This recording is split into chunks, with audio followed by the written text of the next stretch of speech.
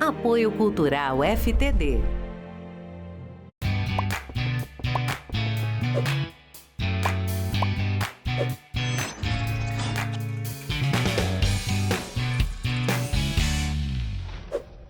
Fala galera, sejam bem-vindos! A gente está aqui no De Propósito, um programa que a gente fala sobre propósito de vida e como fazer de propósito para que as coisas aconteçam. E hoje a gente vai falar com a irmã Nete. Gente, sério, ela tem uma história que começou ali na Pastoral da Juventude, da Criança, catequese, e ela foi chamada daí para um desafio lá no Centro de Assistência Social Divina Misericórdia. Só que assim, é uma história muito louca, é uma aventura que ela começou do zero. E diz que começou com uma Kombi, então a gente tinha que chamar ela, né? Seja bem-vinda, irmã Nete. Obrigada. É um prazer estar aqui hoje. Conta pra gente como que foi essa aventura aí de ser convidada para ser gestora. Olha, na verdade, voltei de uma missão fora do Brasil, né? E sempre dentro do meu coração, eu trabalhava com escolas e tal antes dessa outra missão. E quando eu voltei, eu falei, não, eu preciso fazer alguma outra coisa que me desafie mais, né? E eu pedi então para que a nossa superiora me desse essa oportunidade para estar mais em contato com a população, com o povo, não dentro de uma estrutura de convento, de escola. E eu fui mandada para essa obra bem desafiadora, que já foi fundada em 1983, né? E que tinha lá um desafio grande que era ou fecha ou reestrutura. E foi isso que eu fui fazer lá. Que legal. Bem-vinda, irmã.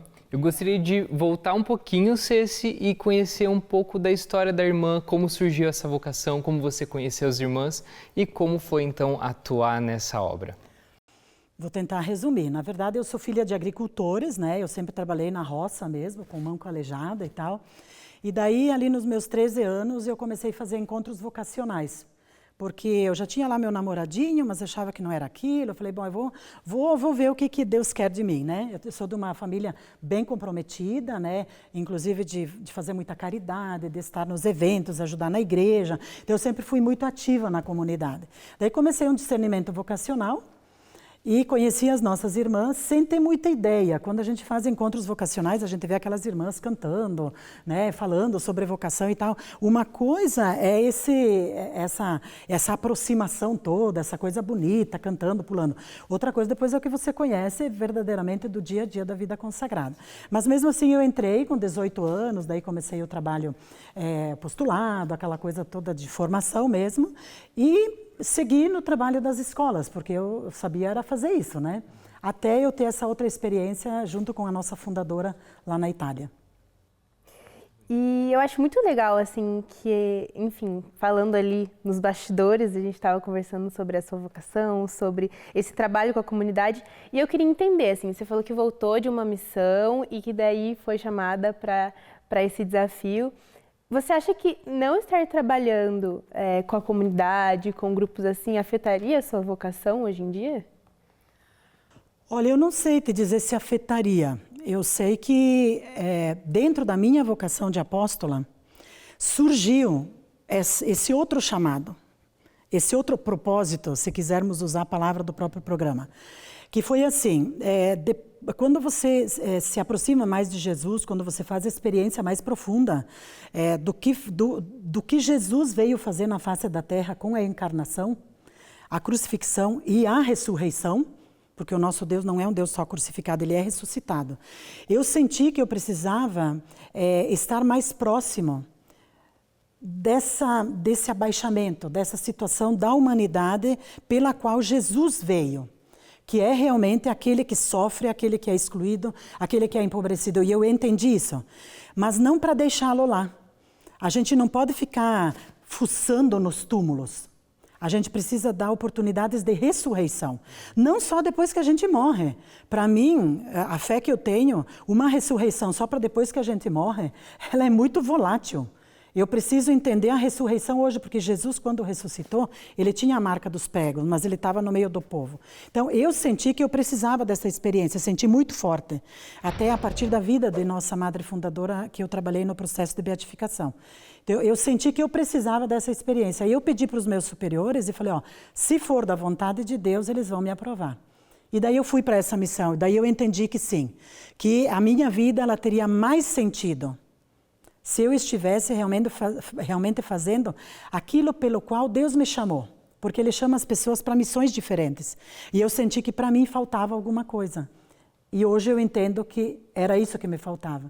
Estar mais no meio do povo. Aquilo que o Papa Francisco fala hoje, que é com o pé no barro, né, com cheiro de ovelha. É o que eu sinto. Até porque, quando a gente fala sobre isso, me vem muito à cabeça essa questão de... Será que essas crianças que você trabalha, crianças jovens, trabalha até com idosos, né? Mas eu foco mais nas crianças, assim. Você acredita que elas podem chegar onde elas querem, assim? Eu sei que é um trabalho que vocês fazem que é lá do início, assim, é de pouquinho em pouquinho.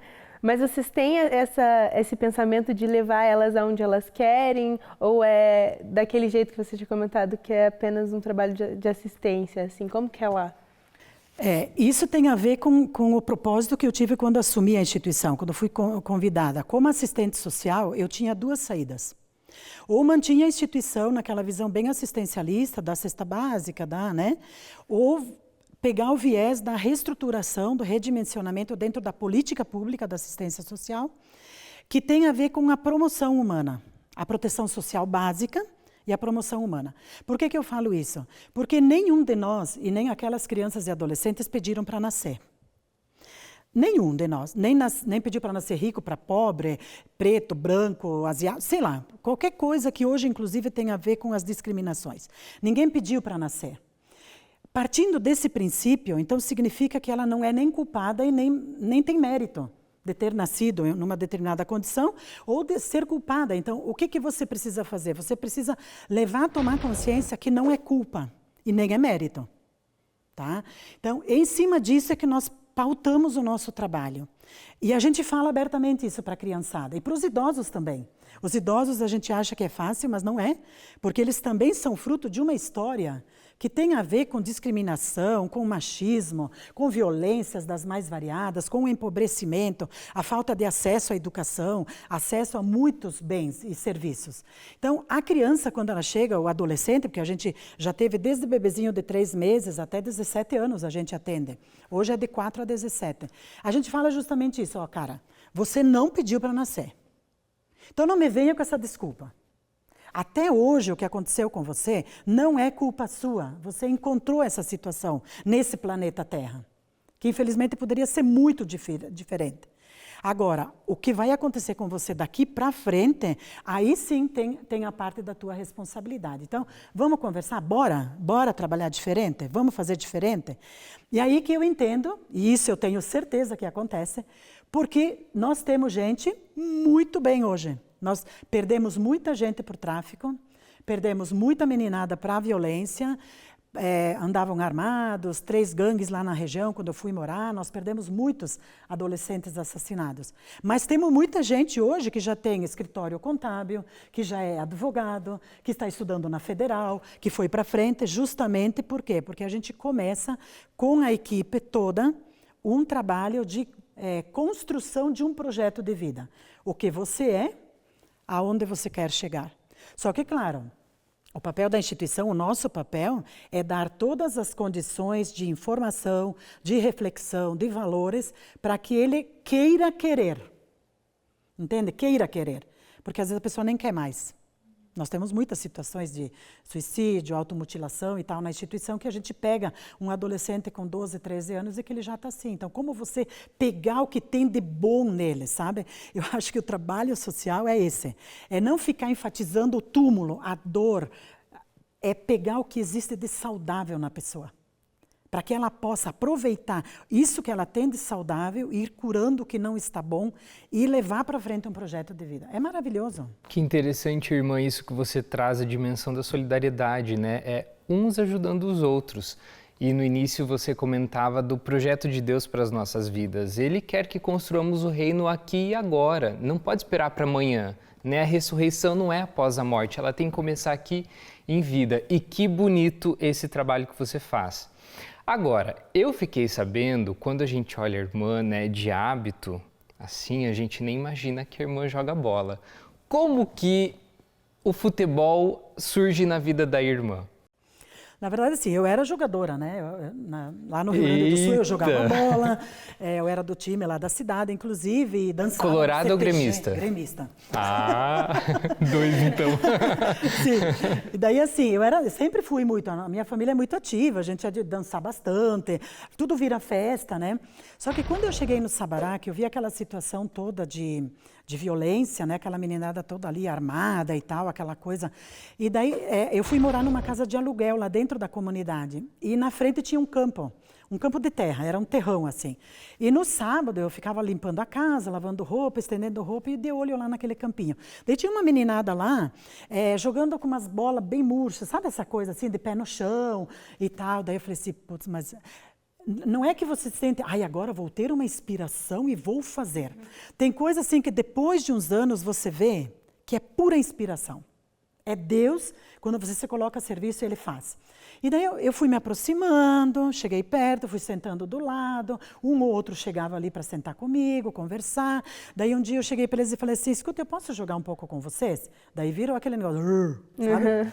Como uma assim? freira jogando. Uma freira não, jogando vocês não estão me desafiando, né? Daí, eu amo. Comprei um tênis, um shorts, que eu uso sempre, né? Shorts por baixo da saia. Fui lá jogar com eles. Foi maravilhoso. A gente conseguiu criar, para vocês terem uma ideia, um espaço neutro na comunidade, porque nós tínhamos 3 territórios com gente armada nos 3, eram 3 ganguezinhas, né? Mas que se matavam mesmo. E daí, lá eu consegui criar um espaço neutro, porque daí a gente começou a treinar, eu procurei a Secretaria de Esporte e Lazer, consegui bola, rede, apito e tudo. Daí, com as mães, eu fiz bandeiras, tudo no TNT, coisa básica. E a gente começou a participar de campeonatos de futebol de areia, porque daí eles não precisavam de chuteira, porque eles não tinham chuteira. Daí eu corri atrás de mercado, bom, resumindo, a gente criou uma escola de futebol. Ela tem uma história tão maravilhosa, porque se chama Escola de Futebol e Cidadania Sabará. E a nossa logomarca é um diamante. Tem toda uma história, porque antes de jogar futebol eu fazia uma roda de conversa com eles. Aí a gente discutiu, a gente fez um concurso do nosso uniforme, que ele é até hoje, do nome da escola, do nosso símbolo, tudo a gente foi construindo com eles. Daí no sábado eu já não lavava roupa, não limpava a casa, olha que beleza, né? As irmãs faziam isso para mim e eu ia jogar futebol. E aí começou, daí a gente usava os campos da comunidade, daí entram os maristas, porque o futebol foi a chave que virou a ignição de um novo rumo na comunidade. Não que a gente diga, é mérito nosso o que aconteceu. Mas até os pastores evangélicos, o pessoal lá da comunidade diz assim, irmã, depois que vocês vieram para a comunidade com os projetos de vocês, o Sabará não é o mesmo.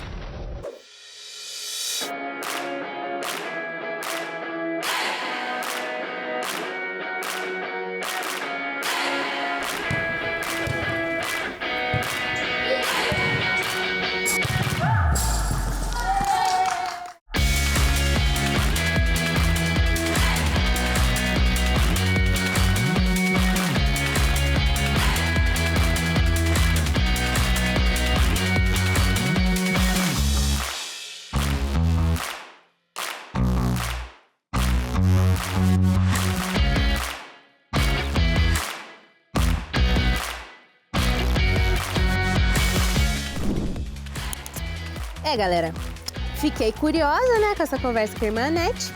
Tive que vir. Botei a chuteira no pé e vamos ver o que vai dar.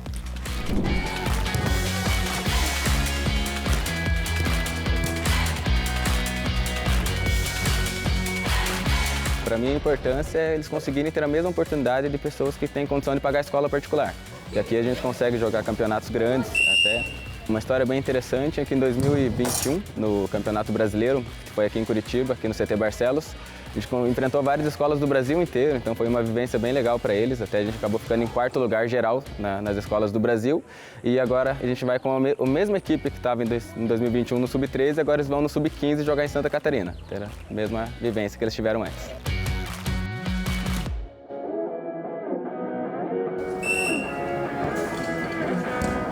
Como não é só o futebol aqui, né? Eles têm toda a amizade, aqui a gente tira eles da rua muitas vezes, então a gente consegue dar esse apoio, tanto psicológico, essa parte de equipe que eles têm também, então vira quase uma família, igual eu falo para eles que eu sou o tio de todo mundo aqui praticamente.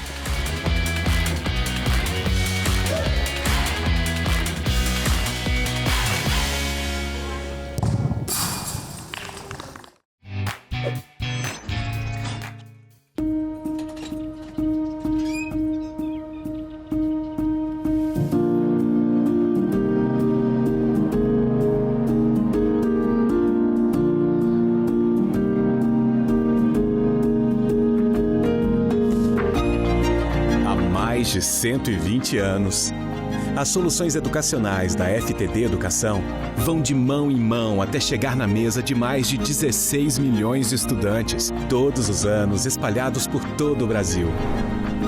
Do papel ao digital, da lição de casa às lições de vida, da formação tradicional à formação bilíngue, do infantil ao ensino médio e do básico ao complementar, complementando a educação para que alunos, famílias, professores e gestores evoluam juntos para ir mais longe. A FTD cria laços que unem, formando muito mais do que conhecimento, conexões. FTD Educação. Conectamos histórias, construímos futuros. Não perca mais nenhum vídeo da TV Evangelizar. Inscreva-se agora. Em todos os lugares da cidade é importante que tenha esse espaço que todo mundo conviva e que se entenda, porque querendo ou não, às vezes na conversa a gente não se dá, mas no esporte às vezes se dá.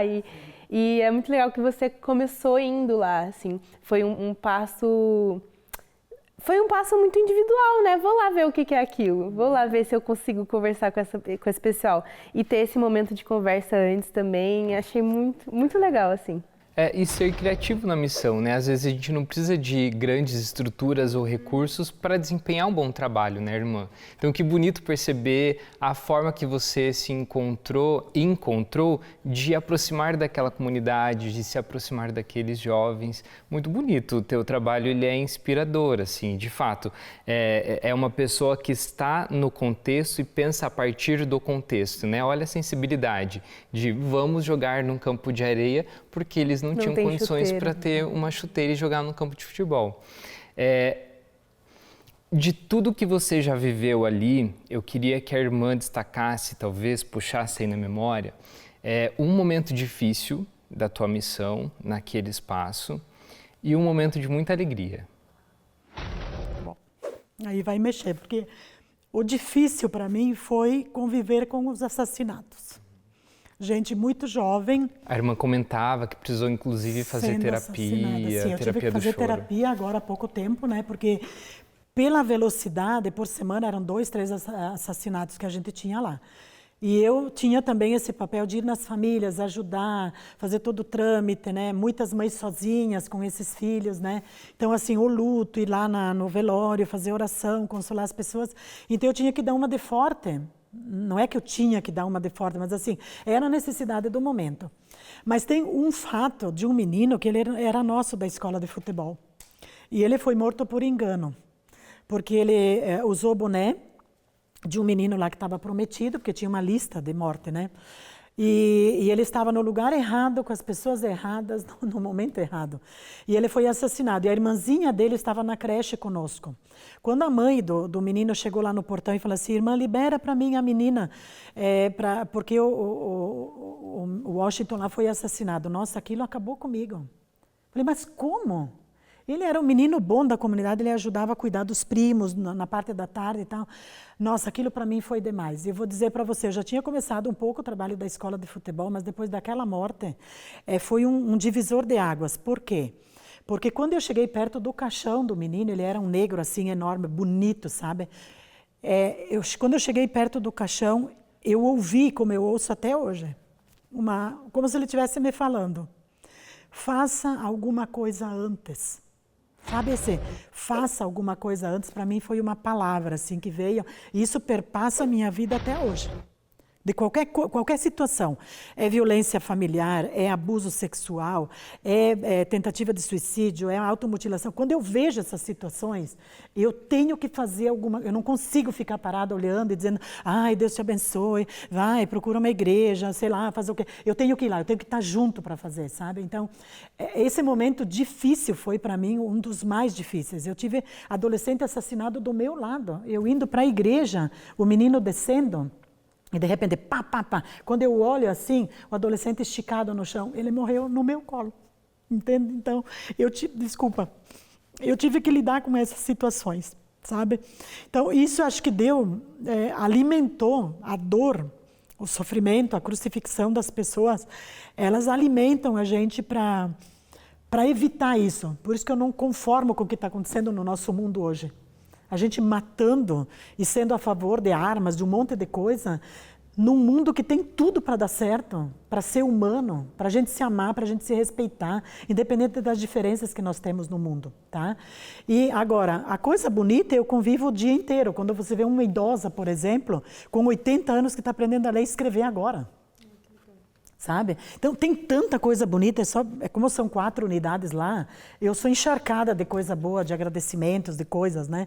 Então assim, só para quem quiser conhecer, vai lá para ver, né? Aquelas idosas que já não conseguiam caminhar com bengala, que agora lá na ginástica, com yoga, com tudo que elas estão recebendo lá, né? Elas estão se libertando, elas estão passeando. Tinha gente essa semana que não conhecia o Jardim Botânico, você faz ideia?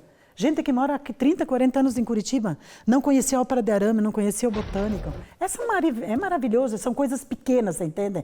O reino dos céus é uma semente. E, irmã, eu gosto muito de ouvir isso, dá uma alegria no coração de ver que tudo que você passou não te trouxe, né? Essa tristeza, ela existe dentro da gente, mas não te trouxe isso, te trouxe vontade de fazer mais para essas pessoas, né?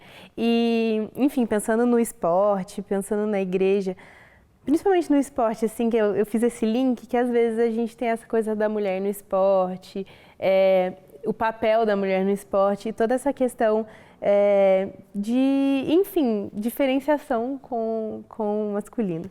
E eu queria entender a sua visão da mulher na igreja, sabendo de tudo que você faz, essas ações que às vezes não são o padrão, né? Queria entender para você o que é esse papel. Olha, a presença da mulher na igreja, ela é muito mais do que a gente pensa. Só que ela não é divulgada. Se você olha um pouco para as comunidades e para as missões que tem por aí, as mulheres são capilares. Elas estão nas ações, mesmo nas paróquias e tal, se você vê, quem é que desenvolve o maior trabalho de catequese nas pastorais, são as mulheres. Nós temos uma força muito grande, ela só não é visibilizada, talvez, do jeito que a gente poderia imaginar. Mas assim, nós como mulheres, nós temos um aspecto que eu chamo de maternidade, que ela não é só uma maternidade biológica, física. Por exemplo, às vezes a meninada me pergunta, irmã, a senhora não queria ter casado, ter tido filhos? Eu falei, para que casar e ter filho? Para a senhora ser mãe e tal. Eu falei, quem disse que eu não sou? Eu sou mãe, eu sou avó. Toda aquela criançada que eu crio lá na região, eu pego embaixo do braço, se precisar, dou uma chamada de atenção, como faz qualquer mãe. Eu só acho assim que nós, mulheres, a gente precisa se manifestar mais, sabe? Na igreja, a gente precisa participar mais com aquilo que a gente pensa. Que nós temos uma sensibilidade maior em relação a essas coisas, né? Porque se a gente não desenvolve essa sensibilidade, nós temos uma grande tendência a nos endurecer. Existem muitas mulheres por aí com o coração endurecido, que já desistiram de serem mães. Mães no sentido do cuidado, mãe no sentido da preocupação. Então, assim, tem muito trabalho, só que ele é capilar, ele não é visto, ele não aparece, sabe? Mas Deus está vendo, Deus está vendo. Irmã, só para a gente finalizar um pouco esse bate-papo, uma pergunta e depois eu queria que você deixasse uma frase final. A pergunta primeira é, usando um ditado popular, dar o peixe ou ensinar a pescar? Ou nenhum dos dois? Explica um pouco de como a irmã entende isso e depois eu gostaria que você deixasse uma frase final, uma mensagem final ao nosso telespectador. Eu acho tirana essa frase. Ela é muito tirana. Porque assim, você não leva em consideração o que aconteceu antes, na história da pessoa. As pessoas carregam histórias de gerações que vieram acontecendo. Então, essa história do mérito, da meritocracia, me arrepia. Porque eu tenho constatado isso o tempo todo. Que as pessoas têm um potencial enorme, elas às vezes não tiveram oportunidades, elas não tiveram condições de desenvolver aquilo que de melhor elas têm dentro delas. Então, essa história de vou dar vara para pescar, é só um pingo de reflexão, basta. Quer dizer, você vai dar vara para pescar aonde? O quê? Que às vezes o rio está cercado, você não tem como entrar. Então, assim, é só pescar mesmo, não dá para fazer outra coisa? Né? Eu acho que isso aí, nossa, exigiria um programa para a gente falar sobre isso, porque ele volta naquilo que eu falei antes. Ninguém pede para nascer, nem eu, nem você, nem ninguém. Então, quem já nasceu com oportunidades, com tudo na mão, também não tem mérito, tem que cuidar daquilo, porque eu já vi gente que tinha muita coisa e perdeu, né? Até porque o valor da nossa vida não está no que se tem, está no que se consegue construir para o outro. Uma mensagem para nós finalizarmos. Olha, eu gostaria de usar uma música do Gonzaguinha, que eu toco e canto em todo lugar, que foi a chave que me abriu, e chegou a ser até um hino da nossa escola de futebol, que se chama Sementes do Amanhã. Eu tenho até hoje o nome de um projeto que se chama Sementes do Amanhã. Tem toda a música e no final lá diz assim: fé na vida, fé no homem, fé no que virá. Nós podemos tudo, nós podemos mais. Vamos lá fazer o que será. É um pouco aquela mensagem do Washington no caixão para mim. Faça alguma coisa antes. É mais barato e é mais prazeroso. Vamos lá fazer o que será. Irmã, muito obrigado por essa conversa, por essa troca, né? Essa partilha de vida, mas principalmente pelo seu trabalho e pelo seu testemunho de vida. Acredito que hoje você nos inspirou quem nos acompanhou de casa. Então, muito obrigado por esse bate-papo que é inspirador. E gostaria de fechar o programa de hoje retomando um pouquinho disso que a irmã falou, né? Desse apelo que ela escutou do jovem: faça alguma coisa antes. Nós somos cristãos e há mais de 2000 anos nós conhecemos Jesus de Nazaré, uma pessoa que veio para todos, veio pregar o valor de justiça, solidariedade, igualdade, inclusão, respeito. E se a gente observa na nossa sociedade que nós ainda vivemos numa sociedade que é indiferente, que é excludente, algo de errado não está certo. Então, que esse testemunho da irmã sirva de apelo para nós e que não tenhamos receio de pôr a mão na massa, de sermos solidários, de sermos compassivos, enfim, de ajudar as pessoas que mais necessitam. É meu papel, é papel de você que nos assiste, então não tenhamos medo. É necessário fazer algo antes de uma tragédia, antes de uma desgraça, enfim. Que fiquemos com essa mensagem, com esse apelo, e principalmente com esse testemunho de que é sim possível, mesmo não tendo nada, fazer algo diferente na nossa sociedade. Mais uma vez, muito obrigado. Obrigada, Obrigado, Ceci. Obrigada. E para você de casa, até a próxima. Tchau. Tchau.